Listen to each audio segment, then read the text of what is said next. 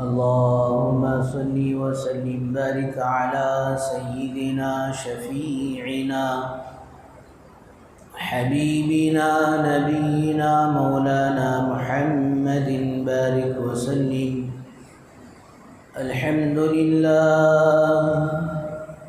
الحمد لله نحمده ونستعينه ونستغفره ونؤمن به ونتوكل عليه ونعوذ بالله من شرور أنفسنا ومن سيئات أعمالنا. من يهده الله فلا مضل له ومن يضلله فلا هادي له. ونشهد أن لا إله إلا الله وحده لا شريك له. ونشهد أن سيدنا وسندنا مولانا محمدا عبده ورسوله. أما بعد فأعوذ بالله من الشيطان الرجيم. بسم الله الرحمن الرحيم. قل إن كنتم تحبون الله فاتبعوني يحببكم الله ويغفر لكم ذنوبكم والله غفور رحيم. وقال تعالى في مقام آخر: لقد كان لكم في رسول الله أسوة حسنة لمن كان يرجو الله واليوم الآخر وذكر الله كثيرا. وقال رسول الله صلى الله عليه وسلم: لا يؤمن أحدكم حتى أكون أحب إليه من والده وولده والناس أجمعين، أو كما قال عليه الصلاة والسلام. رب اشرح لي صدري ويسر لي أمري واحلل عقدة من لساني يفقه قولي. اللهم صل على سيدنا محمد وعلى آل سيدنا محمد بارك وسلم في كلام أولنا. اللهم صل على سيدنا محمد وعلى آل سيدنا محمد بارك وسلم في أوسط كلامنا.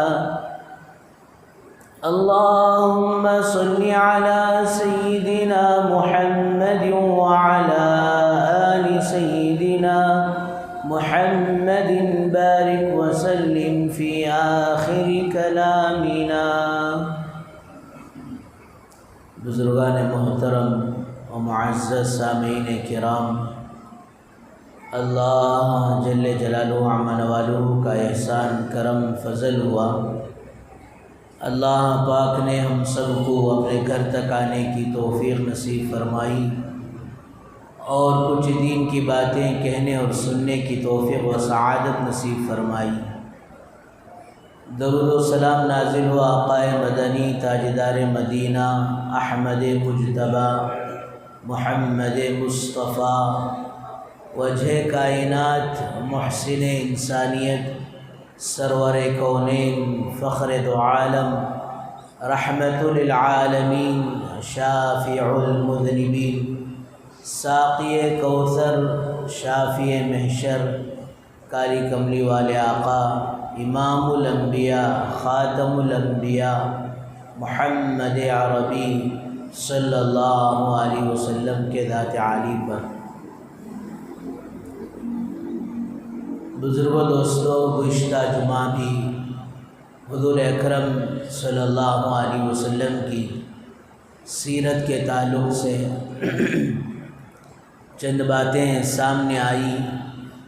دعا فرمائیں صحیح معنوں میں اللہ تبارک و تعالی آپ علیہ الصلاۃ والسلام کی سچی اور پکی محبت نصیب فرمائے اور آپ کی اتباع نصیب فرمائے اور آپ علیہ الصلاۃ والسلام کی اطاعت نصیب فرمائے۔ اور بزرگوں دوستو، اب کوئی دنیا میں طریقہ اور راستہ بچا نہیں ہے، سد الابواب، تمام دروازے بند ہیں۔ ایک دروازہ وہ حضور اکرم صلی اللہ علیہ وسلم کا کھلا ہوا ہے، اور ایک مرتبہ اللہ کے نبی سرکار دو عالم صلی اللہ علیہ وسلم کی موجودگی میں حضرت عمر رضی اللہ عنہ تورات کا کچھ حصہ اٹھا کر آپ کے ہاتھ میں لگا تو پڑھ رہے تھے۔ اللہ کے نبی صلی اللہ علیہ وسلم کی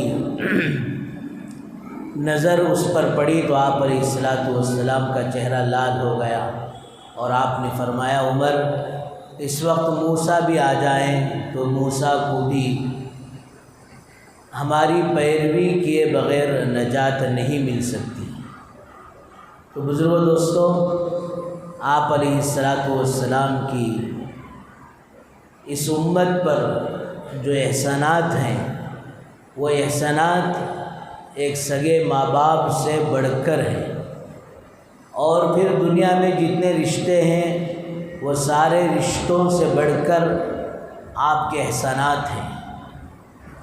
آپ کے احسانات کا بدلہ امت ادا کر ہی نہیں سکتی۔ اور بزرگوں دوستو، آپ علیہ الصلاۃ والسلام کی بعثت سے پہلے وہ جو دور گزر رہا تھا، وہ دور کو دور جاہلیت، زمانہ جاہلیت کہا جاتا ہے، کہ کسی طرح کا کوئی امن اور سلامتی کا معاملہ نہیں ہے، بچیوں کو زندہ دفن کیا جا رہا ہے، اور چھوٹی چھوٹی بات پر لمبی لمبی لڑائیاں لڑی جا رہی ہیں۔ یہاں تک کہ روایتوں میں آتا ہے کہ کعبۃ اللہ میں جو حجر اسود پتھر ہے، یہ پتھر رکھنے کے لیے کئی دنوں تک لڑائیاں چلتی رہیں۔ ہر خاندان والا چاہتا کہ ہمارے خاندان والے اس کو رکھیں، ہر خاندان کا بڑا چاہتا کہ میں اس کو رکھوں، میں تو ہوتے ہوتے لڑائی لمبی چل رہی تھی۔ ایک بزرگ نے، عمر رسید آدمی نے ایک بات سب کو بتائی، بھئی یہ لڑائی جھگڑے سے معاملہ حل نہیں ہوگا، چلو آپس میں ایک بات طے کرتے ہیں کہ کل کے دن صبح جو سب سے پہلے کعبۃ اللہ میں داخل ہوں گے، ان کی بات مان کر فیصلہ کر لیں گے۔ بات طے ہو گئی، اور پھر دوسرے دن سب سے پہلے میرے اور آپ کے آقا حضرت رسول پاک صلی اللہ علیہ وسلم کعبۃ اللہ میں داخل ہوئے۔ اب بعد میں آنے والوں نے جب دیکھا کہ ان کے آنے سے پہلے حضور اکرم صلی اللہ علیہ وسلم تشریف لا چکے ہیں، تو سب مطمئن ہو گئے، سب خوش ہو گئے کہ اب جو فیصلہ ہوگا وہ بہترین فیصلہ ہوگا۔ پھر آپ علیہ الصلاۃ والسلام نے سب خاندانوں کا دل رکھنے کے لیے، 4 خاندان بڑے بڑے تھے جو آپس میں لڑ رہے تھے، ایک چادر منگائی۔ چادر منگانے کے بعد حجر اسود کو بیچ میں رکھا، اور چاروں خاندانوں کے سرداروں کو، بڑوں کو بلایا اور فرمایا کہ چاروں خاندان کے بڑے بڑے لوگ سامنے آئے اور اس کا کونا پکڑ کر حجر اسود کو اٹھائے۔ اور پھر جب وہ اٹھا کر کعبۃ اللہ کے قریب لے کر آئے تو آپ علیہ الصلاۃ والسلام نے اپنے ہاتھوں سے حجر اسود کو وہاں پر لگا دیا۔ تو لمبے دراز تک چلنے والا غلاٹہ اور لڑائیاں دوستو، وہ ماشاءاللہ چٹکیوں میں حل ہو گیا۔ تو آپ علیہ الصلاۃ والسلام کی بعثت سے پہلے یہ سارے زمانہ جاہلیت کے اخلاق رذیلہ، ایک اونٹ دوسرے اونٹ سے پہلے پانی پی لیتا تو باپ تو لڑتا اور مرتے وقت بیٹے کو کہتا کہ فلاں خاندان سے میرا جھگڑا ہے بیٹا تو اس جھگڑے کو برابر قائم رکھنا۔ دلدل میں انسانیت پھنسی ہوئی تھی، کوئی حکومت کرنے کے لیے تیار نہیں تھا۔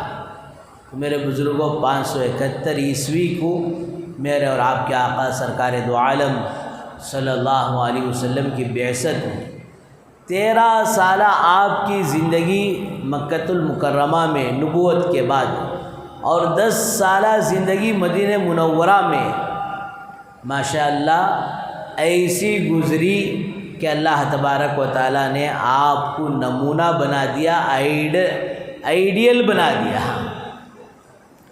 تو حضرات علماء نے لکھا ہے کہ جس نبی کے احسانات اس امت پر اتنے ہوں، اس نبی پاک صلی اللہ علیہ وسلم کا تقاضا یہ ہے کہ آپ سے بھرپور محبت ہو۔ 2 چیزیں ہیں، ایک محبت اور ایک اطاعت، یہ دونوں لازم ملزوم ہیں۔ جہاں محبت ہوگی وہاں اطاعت ہوگی، جہاں اطاعت ہوگی دوستو وہاں محبت ہوگی۔ اگر محبت زبان سے کہہ رہے ہیں لیکن اگر عمل سے دوستو اطاعت نہیں ہو رہی ہے تو اس کا مطلب یہ ہے کہ یہ ابھی زبانی دعویٰ چل رہا ہے۔ جس طرح مثال دے کر کہا جاتا ہے، ایک بیٹا اپنے باپ سے بڑی عقیدت محبت ظاہر کیا، ابا تمہیں ایسے ابا تمہیں ویسے، مجھے جو ہے آپ سے بڑی محبت فلاں فلاں گنا لے کو جا رہا۔ بعد میں باپ بات پوری ہونے کے بعد کہا بیٹا ذرا پانی پلا دلبا، تو پھر اس موقع پر وہ نالائق بیٹا کہتا ہے دوسرے بھائی کو، رے جا ذرا لا کو ابا پانی پلا دل۔ ارے اس کی اب تک آپ بول رہے تھا نا آپ سے مجھے ایسی محبت ہے، یہ ہے وہ ہے فلاں ہے، تو اس کا مطلب یہ ہے کہ یہ زبانی خرچ ہے، ابھی دل میں محبت نہیں اتری ہے۔ تو بزرگوں دوستوں بھائیوں، محبت کے ساتھ اطاعت ضروری ہے۔ اللہ کی محبت ہو، اللہ کے رسول سرکار دو عالم صلی اللہ علیہ وسلم کی سچی اور پکی محبت ہو۔ اور حضرات صحابہ کرام رضی اللہ عنہم اجمعین عملی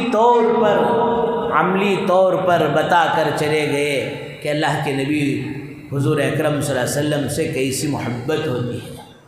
شروع زمانہ تھا، ابو بکر صدیق رضی اللہ عنہ نے اللہ کے نبی صلی اللہ علیہ وسلم سے اجازت چاہی، یا رسول اللہ آپ اجازت دیں میں کعبۃ اللہ میں جا کر علی اعلان کلمے کی لوگوں کو دعوت دوں۔ اللہ کے نبی صلی اللہ علیہ وسلم ابھی منابی فرما رہے کہ ابو بکر ابھی اسلام ظاہر کرنے کے لیے ماحول سازگار نہیں ہے، لیکن وہ ایمان کی محبت تھی، وہ کلمے کی محبت تھی۔ ابو بکر صدیق رضی اللہ عنہ نے جا کر جب اعلان کیا تو کفار مکہ آپ پر ٹوٹ پڑے، بے تحاشا مارا۔ اور پھر جب آپ گھر پہنچے ماں کو آپ کی حالت دیکھ کر ترس آ گیا، اور پھر دوستو زخمی حالت ہے، خون جاری ہے، اور پھر اس موقع پر ماں کچھ کھلانا چاہتی ہے تو ابو بکر صدیق رضی اللہ عنہ کھانے کے لیے تیار نہیں، کہ اس موقع پر اللہ کے نبی صلی اللہ علیہ وسلم پر بھی کفار مکہ نے زیادتی کی ہے۔ تو ابو بکر صدیق رضی اللہ عنہ فرمانے، امی جب تک میں اپنے محبوب صلی اللہ علیہ وسلم کو نہ دیکھ لوں، آپ کی خیریت معلوم نہ ہو، تب تک میں کچھ کھاتا پیتا نہیں۔ ماں ادھر سے پریشان، جس محمد کی وجہ سے میرے بیٹے کا یہ حال ہوا ہے، اور ایسے نازک حال میں بھی وہ محمد ہی کی بات کر رہا ہے۔ پھر ماں کہتی ہے بیٹا میں تجھے لے کر جاؤں تو کیسا جاؤں؟ ام جمیل ابن خطاب ابو بکر صدیق رضی اللہ عنہ نے فرمایا کہ ان کو بلا لیں، اور رات کا جب اندھیرا چھا گیا، چلنے پھرنے والے سارے جو ختم ہو گئے، تو ان دونوں کے سہارے سے حضرت ابو بکر صدیق رضی اللہ عنہ اللہ کے نبی صلی اللہ علیہ وسلم کی خدمت میں پہنچے۔ آپ کا حال دیکھ کر یہ آپ کی آنکھوں سے آنسو جاری ہو گئے، اور پھر آپ نے فرمایا یا رسول اللہ اگر آپ صحیح سلامت ہیں، آپ کو کوئی تکلیف نہیں پہنچی ہے، تو پھر ہم اچھے ہیں، ہمارے اوپر کتنے بھی حالات آ جائیں ہمیں اس کی کوئی پرواہ نہیں، آپ صحیح سلامت ہیں تو وہی ہمارے لیے کافی ہے۔ ہم اپنی جگہ رہتے ہوئے اچھے صحیح سلامت تندرست رہتے ہوئے اگر آپ کو کوئی تکلیف آ جائے تو وہ ہمیں برداشت نہیں ہوتا۔ تو بزرگوں دوستو، ایسی محبت حضرات صحابہ کرام رضی اللہ عنہ اجمعین کو آپ علیہ السلام سے، حضرت ابوبکر صدیق رضی اللہ عنہ کے بیٹے عبد الرحمن بدر کے موقع پر ابھی اسلام قبول نہیں کیے تھے، بدر کا معرکہ ہو گیا، جب اسلام قبول کیے تو فرمایا ابا آپ جنگ بدر میں میرے تلوار کے ضد میں آ گئے تھے، تلوار تھی اور آپ کی گردن تھی، آپ تو مجھے نہیں دیکھ رہے تھے اور میں آپ پر پورا حاوی تھا، غالب تھا، لیکن میں نے آپ کو اپنا باپ سمجھ کر چھوڑ دیا۔ فوراً ابوبکر صدیق رضی اللہ عنہ کہتے ہیں بیٹا اگر تو میری ضد میں آ جاتا، میرے آڑ میں آ جاتا، میری تلوار کے سائے میں آ جاتا تو میں تجھے اللہ اور اللہ کے رسول کی محبت میں بیٹا سمجھ کر نہیں چھوڑتا۔ دوستو، ایسی محبت حضرات صحابہ کرام رضی اللہ عنہ اجمعین اللہ کے نبی صلی اللہ علیہ وسلم سے فرماتے ہیں۔ اور پھر دوستو یہ ادب، یہ محبت جی بہت ضروری ہے، اس لیے حدیث میں آپ علیہ السلام نے فرمایا لا یؤمن احدکم حتی اکون احب الیہ من والدہ وولدہ والناس اجمعین، کہ تم میں سے کوئی کامل ایمان کو اس وقت تک نہیں پہنچ سکتے جب تک کہ میری محبت تمہارے سامنے تمہارے والد سے اور تمہارے اولاد سے اور تمام لوگوں سے زیادہ مجھ سے نہ ہو جائے۔ حضرات علماء نے فرمایا کہ آدمی کو محبت یہ تین طرح کے لوگوں سے ہوتی ہے، اپنے سے بڑوں سے، اپنے سے چھوٹوں سے، اپنے سے برابر والوں سے۔ جی والد ہی کہہ کر اس بات کی طرف اشارہ کیا گیا کہ جو کوئی بڑے ہوں ان بڑوں کی محبت وہ حضور اکرم صلی اللہ علیہ وسلم سے بڑھ کر نہ ہو، ان سب بڑوں سے آپ کی محبت بڑھ کر ہو۔ ولدی اولاد کا لفظ کہہ کر اس بات کی طرف اشارہ کیا گیا جتنے چھوٹوں سے، بچے سے، بیٹے سے، بیٹی سے، جی بھانجا بھانجی سے، بھتیجا بھتیجی سے، جتنے چھوٹے ہیں ان چھوٹوں سے جتنی محبت ہوگی ان سب سے بڑھ کر حضور اکرم صلی اللہ علیہ وسلم کی محبت ہو۔ والناس اجمعین کہہ کر اس بات کی طرف اشارہ کیا گیا کہ اپنے دوستوں سے، اپنے ہم عمروں سے محبت ہوتی ہے، بلکہ قیامت کا قریب دور یہ المرء علی خلیل دینی، کہ آدمی اپنے دوست کے دین پر ہوتا ہے، دوست کیا بول دیا اسے وہ کیا کر دیا، اس پر لبیک کہہ دیا۔ فرمایا ان سب سے بڑھ کر حضور اکرم صلی اللہ علیہ وسلم کی محبت ہو۔ اور پھر دوستو یہی ادب، یہی محبت حضرت زبیدہ خاتون رحمۃ اللہ علیہ، حضرت ہارون رشید رحمۃ اللہ علیہ کی جی بیوی تھی، بڑے خیر کے کام کیے، بہت سارے ملت کے رفاعی کام کیے۔ ایک مرتبہ مسافروں کا زیادہ جو ہے چلنا پھرنا وہاں سے ہو رہا تو ہارون رشید رحمۃ اللہ علیہ نے سوچا کہ جو ہے کنواں کھودائیں، پانی کا کنواں بنائیں تاکہ مسافرین کے لیے سہولت ہو۔ اب جب کام شروع ہوا تو بعض لوگوں نے آ کر کان میں جو ہے یہ بات ڈال دی، بادشاہ سلامت اگر آپ کنواں کھود دیں گے پانی کی سہولت ہو جائے گی جی تو پھر اور مسافرین کا چلنا پھرنا اور ان کا رکنا قیام کرنا یہ زیادہ ہو جائے گا، پھر خلل پڑے گا۔ تو بادشاہ نے جو ہے ارادہ روک لیا۔ زبیدہ رحمۃ اللہ علیہ کو جب پتہ چلا تو جاتے جاتے جو ہے جی اس کنویں کو جو آدھا بیدھا کام ہوا تھا وہاں سے جھرنا بھی پانی کا شروع ہو گیا تھا، اسے جو ہے دیکھتی رہ گئی۔ ہارون رشید رحمۃ اللہ علیہ پوچھنے لگے ملکہ زبیدہ کیا دیکھ رہے ہیں؟ یہ جو جھرنے کا پانی آ رہا ہے یہ رکتا کیا بول کو دیکھ لے کھوں۔ ہارون رشید رحمۃ اللہ علیہ بولے اللہ کے بندی وہ جھرنے کا پانی جا کر کہاں سے رکے گا، وہ تو آتا ہی رہے گا۔ تو پھر جی موقع کی بات کہی کہ بادشاہ سلامت جب جھرنا آ ہی رہا ہے آپ خرچ کرنے پر کیوں ڈر رہے ہیں؟ آپ کا جھرنا بھی اللہ کا خزانہ ہے، آپ جتنا لگاتے رہیں گے اللہ اتنا دیتے رہیں گے۔ تو پھر کام شروع ہو گیا۔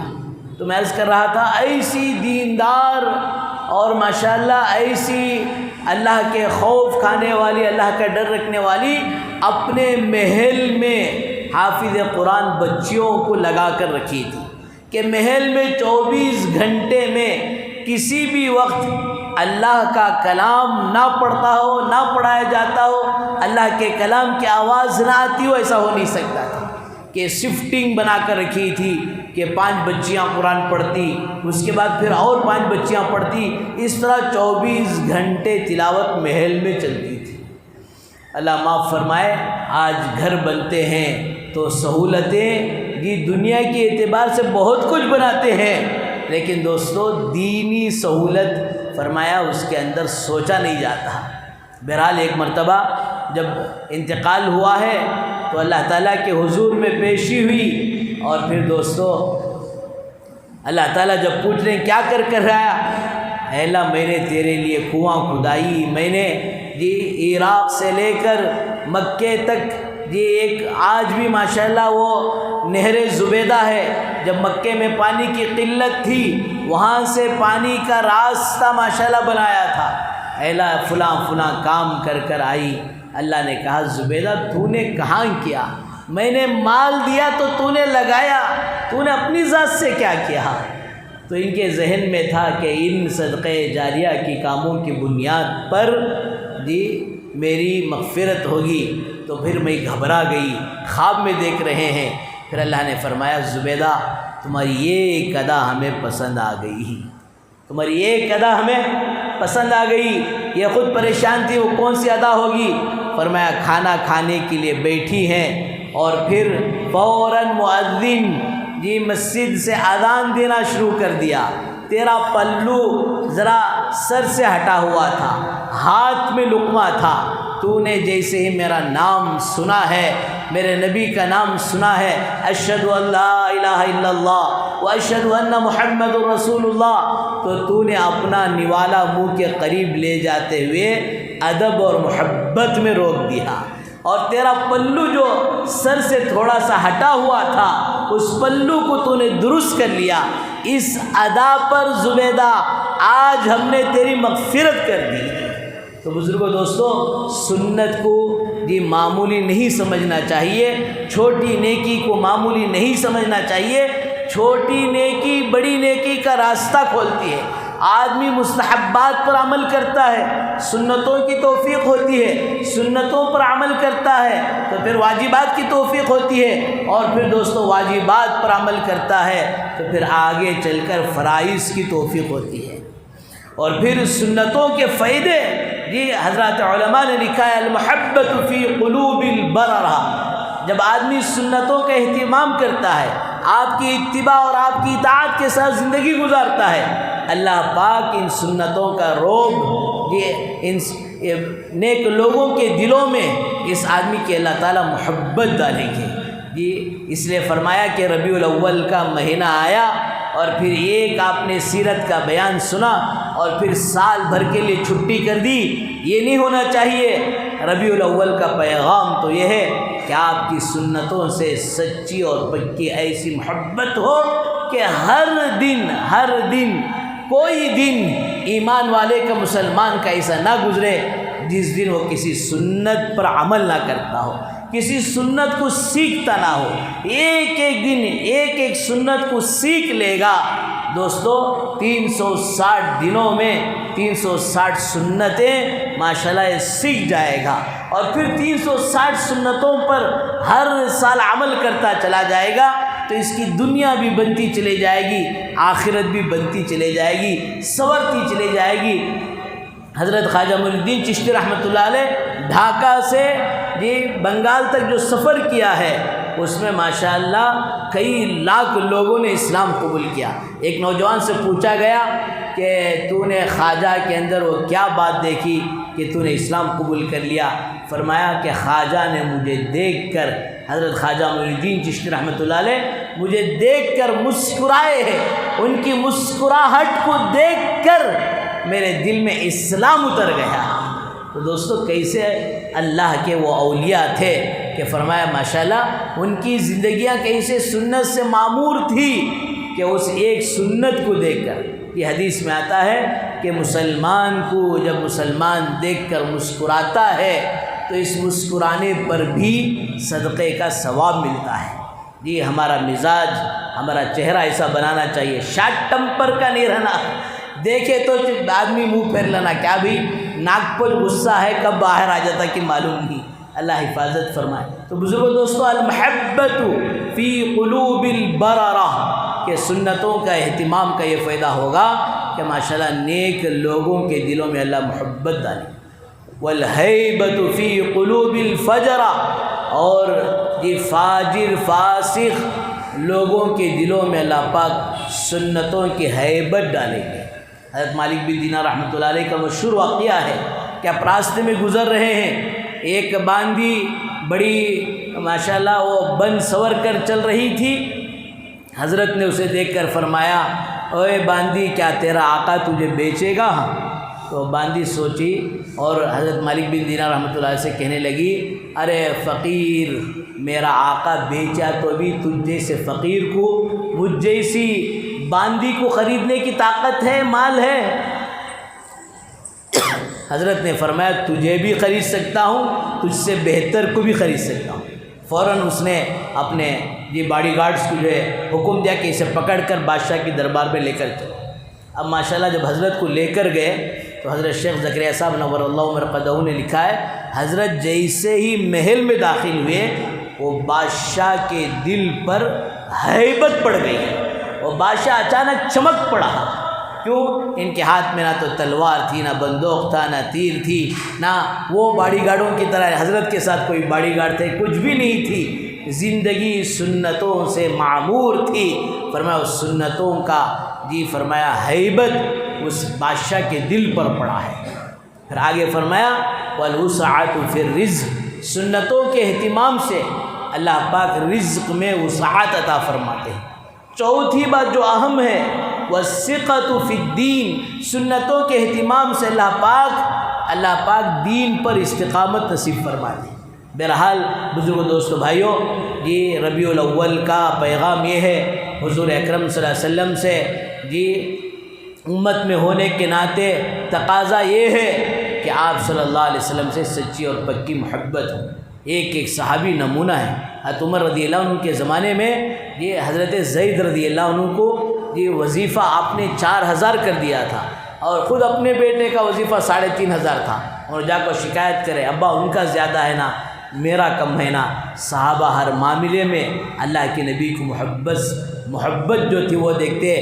حضرت عمر رضی اللہ عنہ اپنے بیٹے سے کہتے ہیں اے تجھے کیا پتہ کہ اللہ کے نبی صلی اللہ علیہ وسلم مجھ سے زیادہ محبت حضرت زید سے فرماتے تھے۔ ارے تجھے کیا پتہ کہ تجھ سے زیادہ محبت زید کے بیٹے اسامہ سے فرماتے تھے، اس محبت کی بنیاد پر میں نے ان کا وظیفہ بڑھا دیا ہے۔ حضرت عثمان رضی اللہ عنہ صلح حدیبیہ کے موقع پر مکے کے حالات دیکھنے کے لیے گئے تو مکے والوں نے کہا عثمان تم آئے ہو، اب کعبے کا طواف بھی کر جا سکتے ہو، حالات بھی دیکھو اور کعبے کا طواف بھی کر جا سکتے ہو۔ حضرت عثمان رضی اللہ عنہ کہتے ہیں میرا دل کا کعبہ حدیبیہ پر رکا ہوا ہے، میرے دل کے کعبے کو چھوڑ کر میں کیسے کعبۃ اللہ کا طواف کروں؟ میرے نبی تو حدیبیہ پر رکے ہوں اور میں طواف کروں؟ اور دوسرے صحابہ بھی سوچ رہے تھے۔ حضرت عثمان رضی اللہ عنہ کا تو مزہ ہی مزہ ہے کہ وہ تو ماشاءاللہ خوب کعبۃ اللہ کا طواف کر آ رہے ہوں گے۔ حضرت عثمان کہتے ہیں کہ میں اپنے آقا کو چھوڑ کر کیسے طواف کروں؟ اسی حدیبیہ کے موقع پر ایک لیٹر لکھا گیا کفار کے سامنے، جس میں لکھا ہوا تھا یہ من محمد رسول اللہ، یہ حضور اکرم صلی اللہ علیہ وسلم کی طرف سے خط ہے۔ کفار نے دیکھا تو کہا اگر ہم رسول اللہ مان لیتے تو پھر یہ معاملہ اور مسئلہ ہی نہیں ہوتا، محمد الرسول اللہ کو بٹھا کر محمد ابن عبداللہ لکھو۔ پھر حضرت علی نے اس خط کو لکھا تھا حضرت علی کے پاس دوبارہ خط گیا تو حضرت علی رضی اللہ عنہ نے معذور کر لیا، میرے اندر وہ ہمت و طاقت نہیں ہے کہ محمد رسول اللہ کو میں بٹھا سکوں، مجھے یہ سکت نہیں ہے، مجھے یہ طاقت اور ہمت نہیں ہے۔ بزرگو دوستو، یہ ایک نام مٹھانے سے حضرت علی پیچھے ہو رہے ہیں۔ اور آج ذرا ٹھنڈے دماغ سے سوچیں کہ کتنی سنتوں کے جنازے آج اللہ حفاظت فرمائے ہمارے گھروں سے، ہماری زندگیوں سے، ہماری شادی بیاہ سے، ہماری تجارتوں سے، پتہ نہیں دوستو کتنی سنتوں سے ہم دور ہو کر زندگی گزار رہے ہیں۔ اس لیے فرمایا کہ وہ سایہ دار درخت ہے، جس کو سایہ چاہیے، جس کو راحت چاہیے، جن کو سکون چاہیے، ان سب کو ضروری ہے حضور اکرم صلی اللہ علیہ وسلم کے اس سنتوں کے سایہ دار درخت کے نیچے اپنی زندگی کو لائیں، اور پھر اس سائے سے اپنی دنیا اور آخرت کو چمکدار، نورانی اور منور بنائیں۔